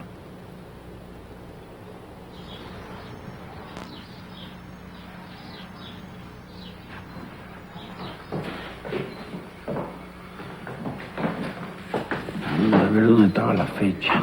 Arriba. Si estaba de frente. Un poquito así. De esta sencilla escuela, Fidel pasó al internado de una escuela católica en la segunda ciudad más importante de Cuba, Santiago, y de ahí a la selecta escuela de Belén, en La Habana, dirigida por los jesuitas. Cuando Fidel ingresó en la Universidad de La Habana en 1945 para estudiar Derecho, la atmósfera política estaba tan cargada que por momentos se tornaba violenta. Fidel se unió a la lucha no como comunista, sino como nacionalista radical, manifestando su pasión por la justicia social. La universidad fue una gran escuela, una gran escuela donde para mí nos formamos nosotros y se formó desde luego Fidel. Nosotros organizamos el movimiento estudiantil junto con el movimiento obrero.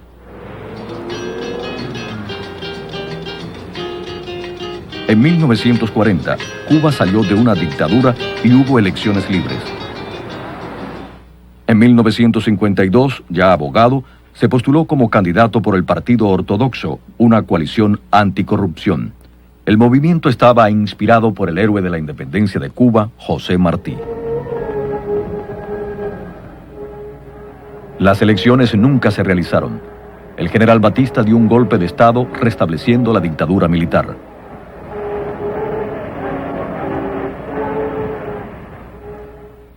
Fidel, que era entonces el líder de una organización clandestina integrada por miles de jóvenes activistas, organizó un ataque al cuartel Moncada en Santiago de Cuba con el fin de conseguir armas. La idea nuestra era con las armas del cuartel Moncada marchar a las montañas y librar la guerra irregular en las montañas.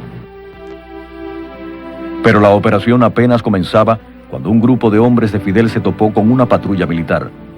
Murieron 69 de los 150 participantes. Solo 8 murieron en la batalla. Los demás fueron asesinados después de ser arrestados. Fidel sobrevivió gracias a que un compasivo oficial le salvó la vida. Este hecho dio inicio a uno de los juicios más famosos de la historia de Cuba. En su alegato, Fidel da así en la mesa con las manos y dice: condenadme, no importa, la historia me absolverá. Eso es lo que dice Fidel. Todo el personal se queda a la expectativa, se quedan inmóviles. Y entonces él, de pie, vuelve a hacer así, dice, bueno, ya terminé. Fidel fue sentenciado a 15 años de prisión en una isla. En señal de desafío, bautizó su movimiento político con el nombre de 26 de julio, utilizando la fecha del desastre del cuartel Moncada, y pasó de contrabando un manifiesto basado en su alegato de defensa durante el juicio que tituló La historia me absolverá. Este se convirtió en el programa de la Revolución de 1959.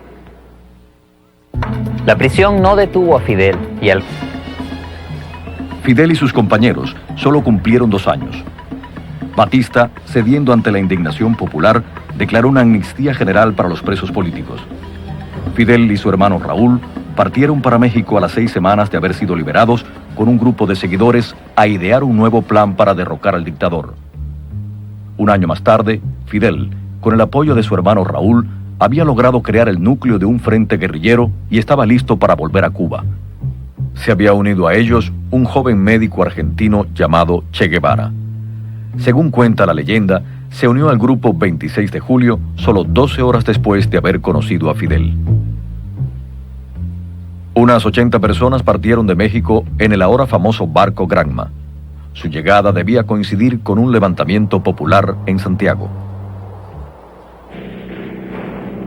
Pero este fracasó y el Granma llegó con 2 días de retraso a un lugar erróneo. Sobrevino el desastre.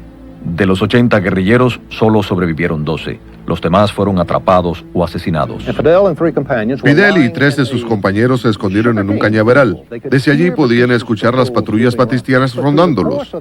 Tras pasar allí 5 días y 5 noches, y con solo 4 hombres en total, tumbados en aquel cañaveral después de haber fracasado el desembarco inicial, Fidel aún decía, estamos ganando, estamos ganando. El plan era, si encontraban resistencia, esconderse en las montañas de la Sierra Maestra.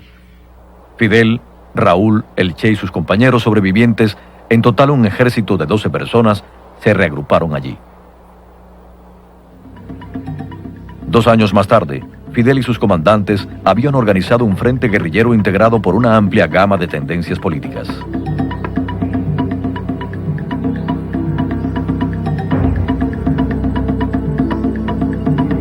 Los campesinos de las montañas ayudaron a los guerrilleros en contra de las fuerzas de Batista.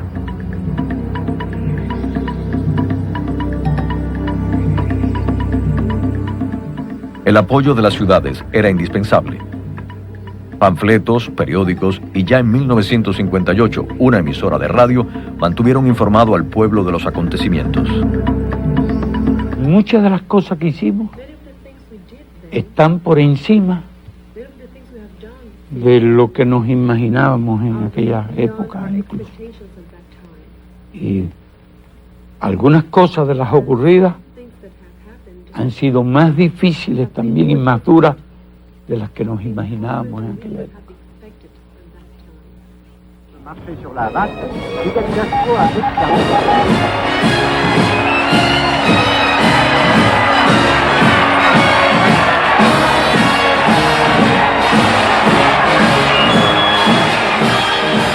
En enero de 1959 se produce la triunfal entrada a La Habana.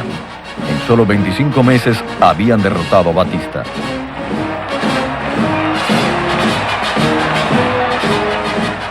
Conquistada la victoria, la ambición de Fidel era transformar a Cuba en una nación unida e independiente.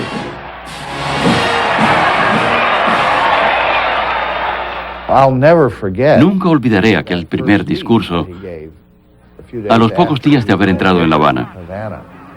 Lo estaba viendo por televisión. Soltaron una bandada de palomas blancas como símbolo de paz. Pero una de las palomas dio un giro en el aire y se le paró en el hombro. La gente se sobrecogió. Todo el mundo se emocionó. Este es un pueblo que en los años aquellos era muy creyente. Era más de sincretismo, ¿no? Más de las cosas africanas, de las palomas, el barco. Ya a partir de allí, la gente pensaba que Fidel el enviado de Cristo aquí, ¿viste? Muchos cubanos relacionados con el gobierno de Batista se marcharon a la Florida.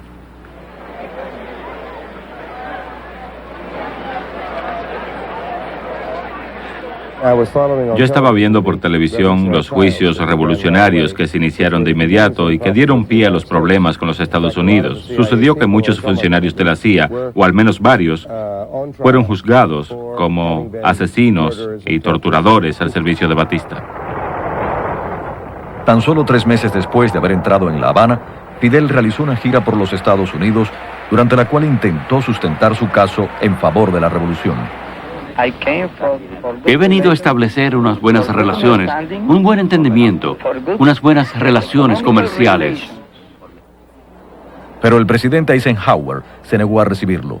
De ello se encargó el vicepresidente Nixon, quien escribió un memorándum en que señalaba a Fidel como un comunista que debía ser derrocado.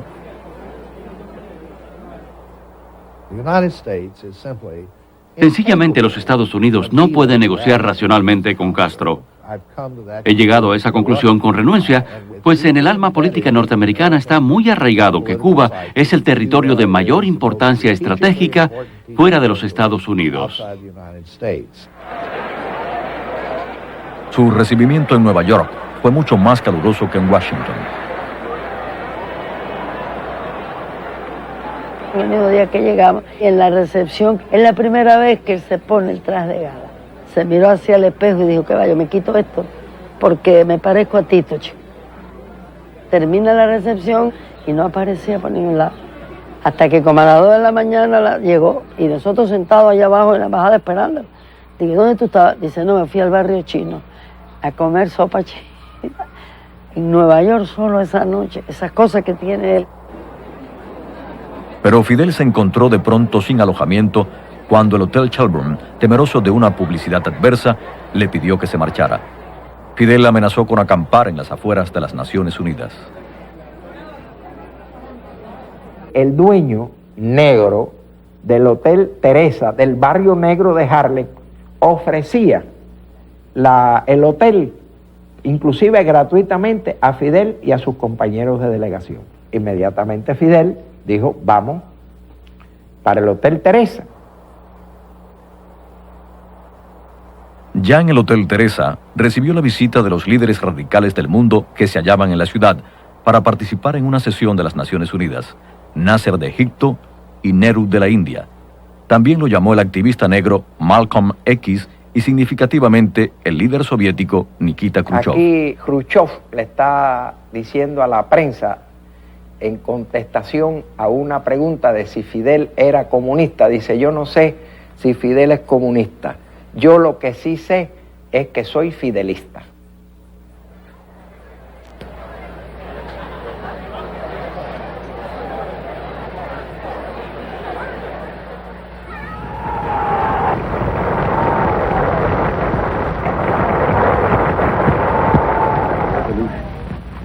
A esta revolución, patria o muerte.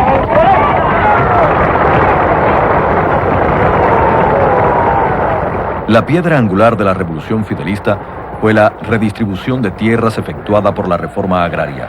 Bajo el gobierno de Batista, el 75% de las tierras de cultivo de Cuba eran propiedad extranjera.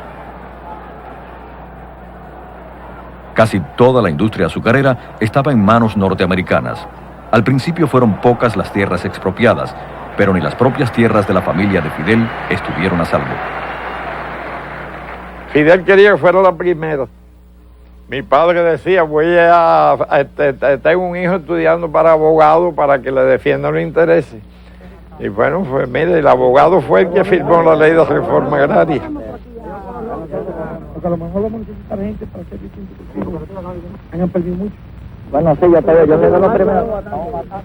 Cuando Fidel lee el decreto más importante de la Revolución Cubana, en su afán de controlarlo todo, la emoción de Fidel es tanta que Fidel enmudece, pierde la voz. Y aquello fue una expectación tremenda porque era ante las cámaras nacionales e internacionales y Fidel mudo delante del micrófono. Y entonces Raúl, inesperadamente, toma el micrófono y continúa leyendo el decreto de expropiación de las grandes compañías norteamericanas.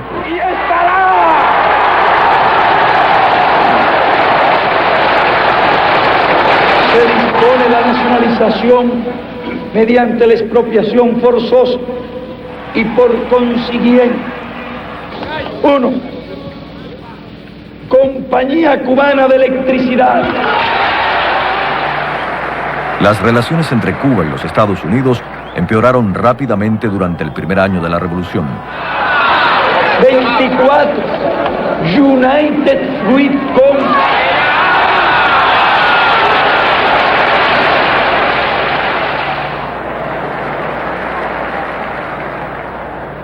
Cuba nacionalizó las grandes compañías norteamericanas.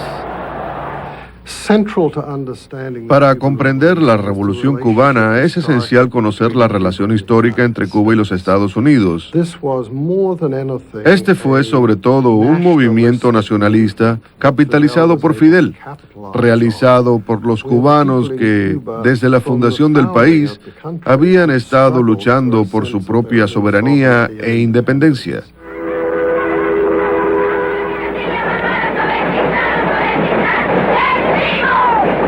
Al igual que con la reforma agraria, Fidel convirtió la educación en el eje central de la revolución. 1961 fue declarado Año de la Educación y miles de jóvenes idealistas partieron a los lugares más remotos de la isla para enseñar a leer y escribir a los campesinos.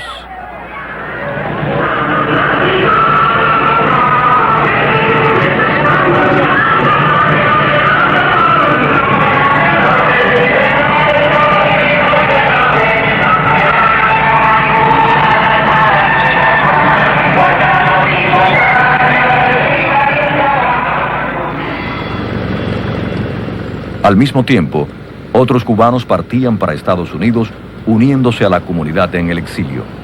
Se concibió un plan respaldado por la CIA para que cubanos exiliados invadieran la isla para recuperarla. La CIA comenzó a concebir un plan para asesinar a Fidel, Raúl, el Che o cualquier otro líder que pudieran, pero en especial a Fidel, para desmoralizar al pueblo cubano y asegurar el éxito de la invasión de Bahía de Cochinos.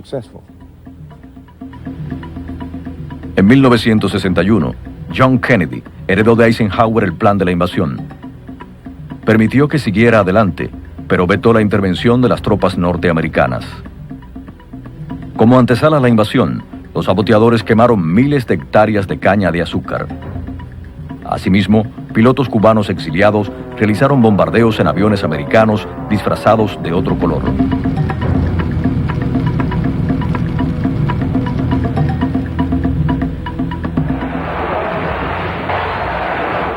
Fidel, con su estilo inconfundible de ídolo activo de la revolución, reunió nuevamente al pueblo en las calles. Que esa revolución socialista la defendemos con esos fusiles. Fidel dirigió personalmente las operaciones y rechazaba la petición de nosotros que se pusiera a un mayor resguardo, a una mayor distancia del frente de combate.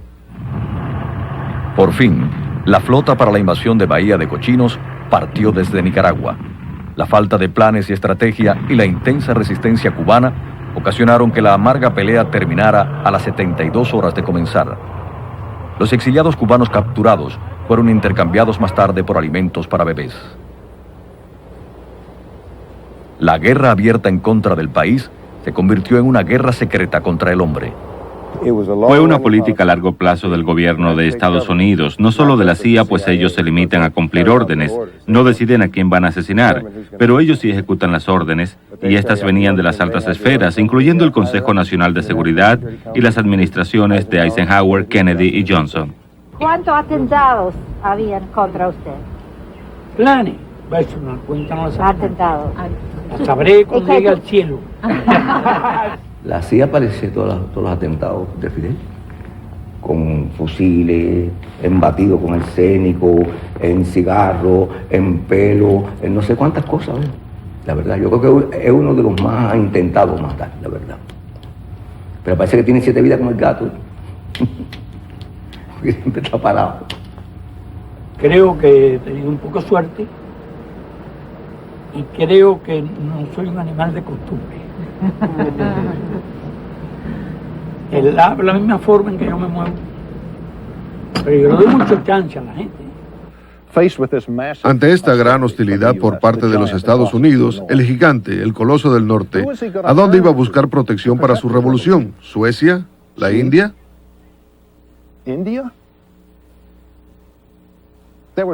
Solo existía otra potencia mundial capaz de respaldar la posible supervivencia y permanencia de esa revolución: la Unión Soviética. Probó fortuna con los soviéticos. Tan solo un año después, Khrushchev tuvo la famosa idea de colocar misiles soviéticos en Cuba. Luego los cohetes lograban el doble propósito: fortalecer el poderío del campo socialista y también disuadir a los Estados Unidos de un ataque a Cuba, porque devendría en una guerra nuclear. Castro aceptó a regañadientes, pero añadió: ya que van a traer los misiles, háganlo un acto público. Pero Khrushchev consideró que debía hacerlo de forma clandestina y tomar por sorpresa a los norteamericanos. El descubrimiento de misiles por parte de aviones espías norteamericanos puso al borde de la guerra nuclear a los Estados Unidos y la Unión Soviética. Se llegó entonces a un acuerdo secreto entre Khrushchev y Robert Kennedy. Los soviéticos desmantelarían los cohetes en Cuba si Estados Unidos sacaba sus cohetes de Turquía, y prometían no invadir a Cuba. Cuando Khrushchev sacó los cohetes sin siquiera tener la cortesía de notificárselo a Castro o consultarlo con él, Castro enfureció y nunca, creo yo, nunca perdonó a Khrushchev.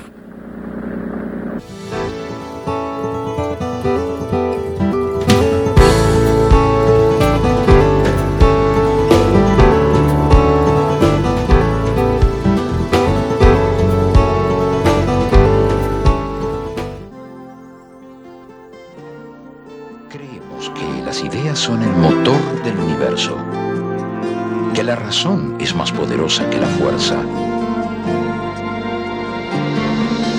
que el trabajo es la levadura de la prosperidad.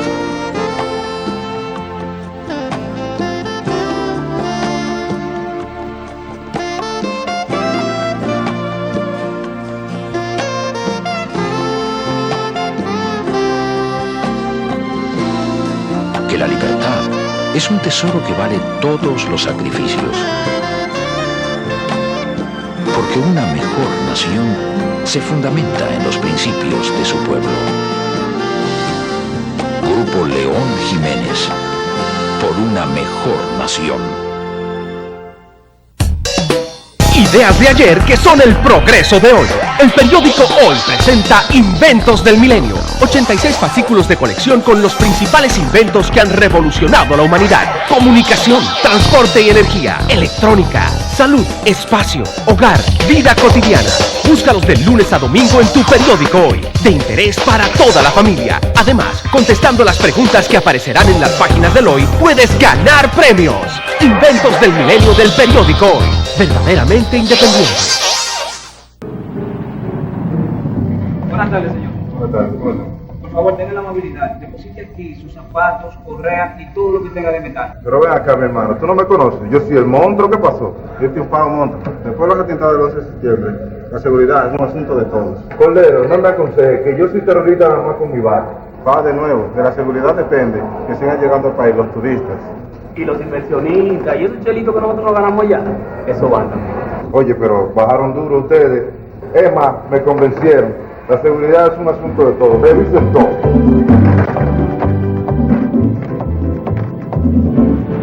Cuerpo especializado de seguridad aeroportuaria.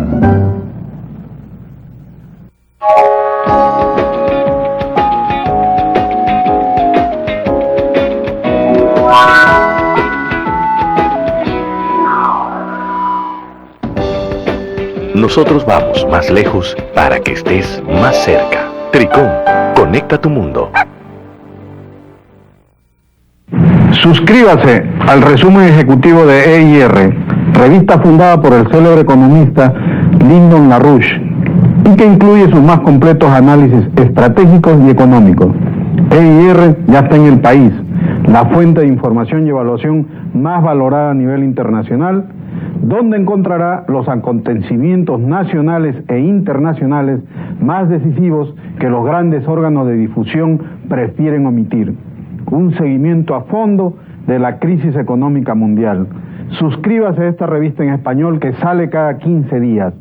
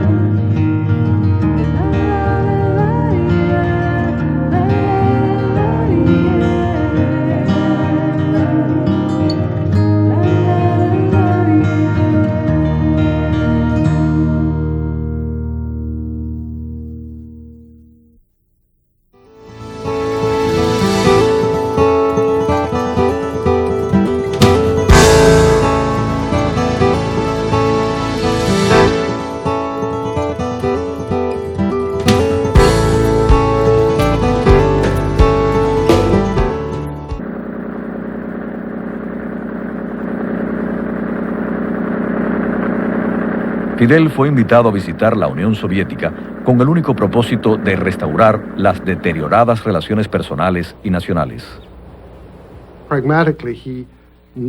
En realidad, él necesitaba el apoyo de la Unión Soviética, pues económicamente dependía de ella.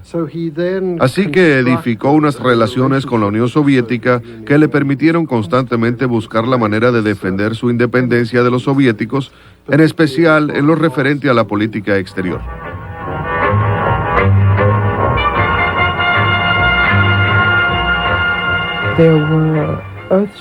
Pronto ocurrirían grandes cambios. Y la habilidad de Fidel para manejar esos cambios históricos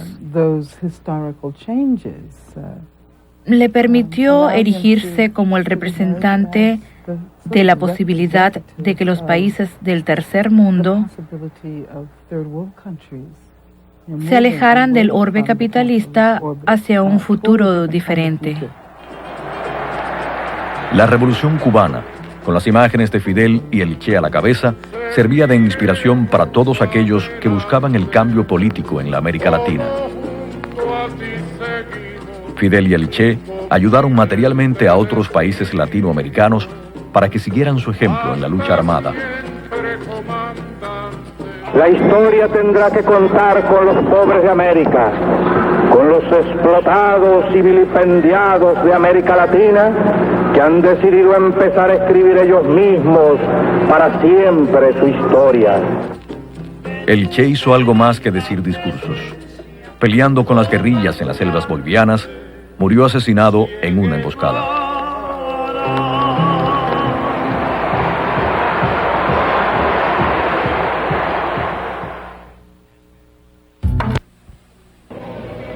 Un modelo de hombre que no pertenece a este tiempo. Un modelo de hombre que pertenece a los tiempos futuros. De corazón digo que ese modelo es el Che. En 1970, la Revolución Chilena de Allende trajo un nuevo tipo de cambio, la vía pacífica hacia el socialismo. En señal de apoyo, Fidel recorrió ese país.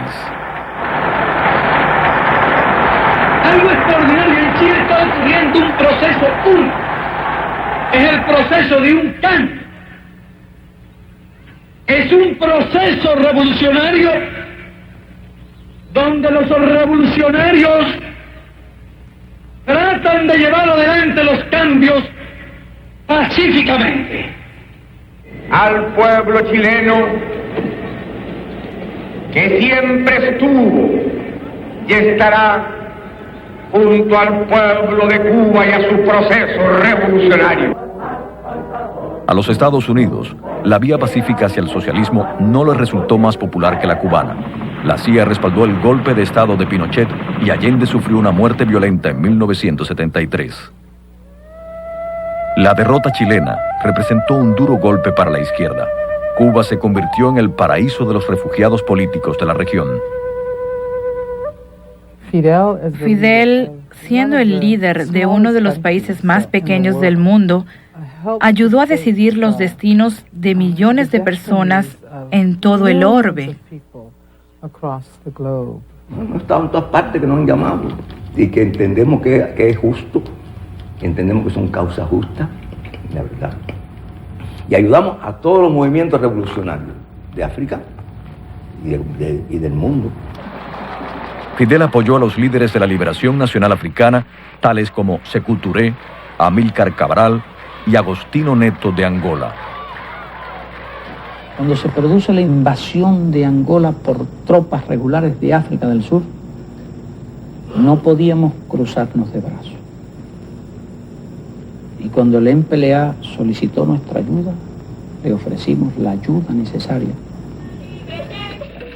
En 1975, mientras Angola buscaba su independencia de Portugal, la CIA respaldó una contrarrevolución en colaboración con el gobierno segregacionista de África del Sur. Fidel envió de inmediato 36.000 soldados para alejar las fuerzas sudafricanas de Luanda, la capital de Angola. Angolanos y cubanos, la lucha continúa. La victoria es cierta. ¡Patria o muerte! Tras 14 años de guerra, más de 50.000 cubanos, entre médicos, maestros, ingenieros y soldados, tuvieron un importante papel en Angola. Más de 2.000 perdieron la vida. En 1988, Fidel envió nuevas tropas cubanas para la batalla decisiva de Cuito-Cuanavale y dirigió personalmente las operaciones desde La Habana. La consecuente derrota de los sudafricanos ahondó la tumba del apartheid. Una derrota en aquellas condiciones hubiera podido significar el fin de la Revolución Cubana. Y todo eso ocurrió después del 75. Pero hay que reunir todo el material y eso. Pero nosotros no hemos escrito ni siquiera la historia de la Revolución Cubana. Pero claro, creo que una de las hojas más, una de las páginas más brillantes de la historia de la Revolución Cubana fue su colaboración y su solidaridad desinteresada con África.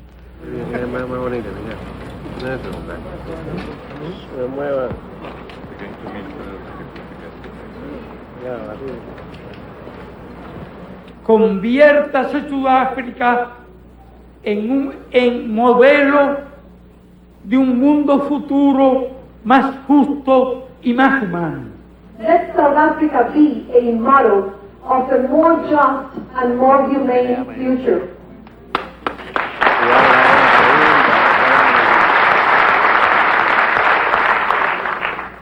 Si ustedes pueden, todos podemos. If you can do it, we will all be able to do it.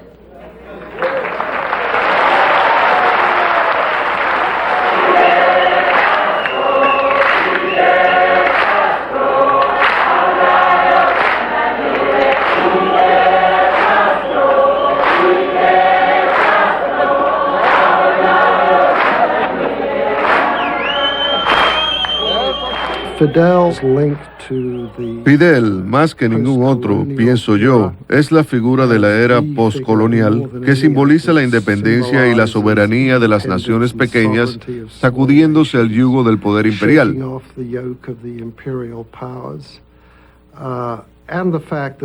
Y el hecho de que ha estado en el poder tanto tiempo le ha permitido desarrollar ese papel hasta convertirlo en una fuerza mundial con base en esa pequeña isla.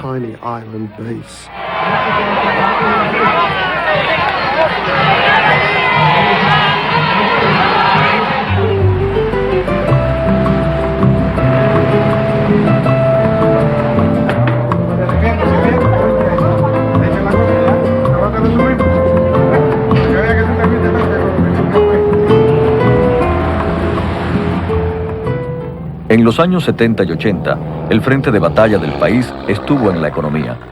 Su ambición era crear un bienestar compartido a pesar del bloqueo norteamericano. Esto podría alcanzarse por medio de una planificación centralizada y el apoyo de la Unión Soviética. Al igual que otros muchos países en desarrollo, Cuba dependía en exceso de un solo cultivo, el azúcar. La Unión Soviética le garantizaba a Cuba la compra de tanta azúcar como ésta pudiera producir.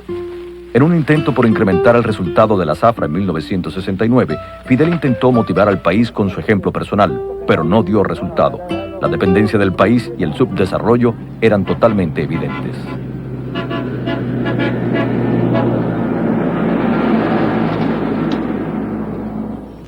La falta de preparación técnica y la falta de recursos para lograr un desarrollo intensivo que requiere mucha preparación, requiere muchas escuelas y mucho personal calificado para librar esa batalla.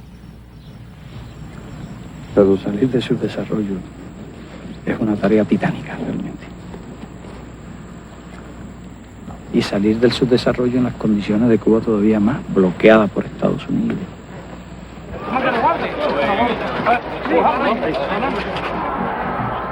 La paradoja de una Cuba independiente que dependía de la Unión Soviética colocó a Fidel en una posición inestable que duró 30 años. Pero los beneficios para el cubano promedio fueron notables. La relación con la Unión Soviética le facilitó a Cuba el progreso de la educación y el cuidado médico, y representó además el principio de una mayor diversificación industrial. Tiene la capita destapada, o sea, nosotros ponemos... Tiene destapada. De manera que se tú lo pueda pones destapado. ¿Aquí ven? Que bien, cuidado. Yo trabajo en microscopía óptica en A mediados de los 80, Fidel comenzó a advertir ciertos problemas en la economía y en la industria. El suministro de mercancía era generalmente pobre. El nacimiento de una élite económica era perceptible. El desinterés burocrático y el ausentismo lo más común. La respuesta de Fidel a la crisis fue vigilar personalmente todos los aspectos de la sociedad cubana. Criticó, persuadió y reorganizó con su estilo único.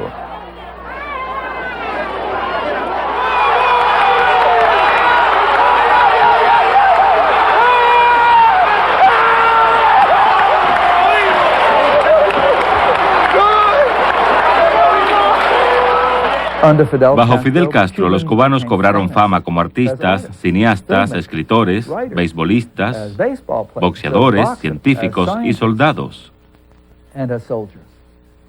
Así que tomó un país y lo convirtió en algo, pero claro que a un costo muy alto. Y esto es, creo yo, lo que la prensa norteamericana y sin duda sus críticos enfatizan. Creo que el costo es bien conocido. La separación de las familias, la gente encarcelada. Se produjo una cruel represión en respuesta a la agresión norteamericana. No existe la posibilidad de libertad de palabra. No hay periódicos independientes o emisoras de radio o de televisión independientes. En ese sentido, los derechos humanos no se fomentan en Cuba como en el resto de las democracias occidentales. Sin embargo, si se compara el historial de derechos humanos en Cuba con el resto de América Latina, Cuba sale bastante bien parada. Cuba define los derechos humanos por sobre todo en términos de salud, vivienda y educación, en los que Cuba tiene buenos niveles. Los críticos de Fidel definen los derechos humanos en términos de libertad para oponerse al gobierno, que es uno de los puntos más débiles de Cuba. Los derechos humanos, al parecer, dependen de los ojos de quienes los contemplan. En 1989, Gorbachov viajó a Cuba para firmar un nuevo convenio a largo plazo. Pocos meses después, esos acuerdos dejaron de tener validez a causa del colapso del sistema soviético, y la revolución fidelista tuvo que enfrentarse a uno de sus mayores retos desde los días de la Sierra Maestra. Hizo grandes cosas la Unión Soviética. The Soviet Union really did great things. Y cometieron también And grandes of course they made great mistakes too. Avanzaron en la They ciencia, advanced in the field of science, pero no fueron capaces de but they were aplicar not capable of applying that science, of applying the results of their scientific research and to use it in the de modo que yo in production. considero que So sus I logros fueron muy feel grandes, that they had great achievements, pero la Unión Soviética fue destruida but the Soviet desde Union was destroyed from inside. 2 años después del colapso, los ingresos por exportaciones bajaron 60% y las importaciones 70%. El racionamiento se intensificó y el combustible escaseaba. La producción disminuyó a sus niveles más bajos debido a la falta de materia prima, ocasionando el cierre de algunas fábricas. El éxito social de la revolución se veía amenazado. Algunos decidieron partir. Muchos en Miami anunciaron el fin de Fidel. Pero como en ocasiones anteriores, Fidel se arrolló las mangas de un hombre de casi 70 años, y trató de inspirar al pueblo con su fuerza de voluntad y su personalidad. Estamos en periodo especial, un periodo difícil, un periodo uno de los más difíciles de nuestra historia. ¿Por qué? Porque no hemos tenido que quedar solos frente al imperio, solitos. ¿Y qué hacía falta para quedarse solo frente al imperio? Había falta unidad, pero hacía falta valor, hacía falta patriotismo, habría falta espíritu revolucionario. Un pueblo débil, un pueblo blandengue, un pueblo cobarde, se rinde y vuelve a la esclavitud. Pero un pueblo digno, un pueblo valiente como nosotros no se rinde y no vuelve jamás a la esclavitud.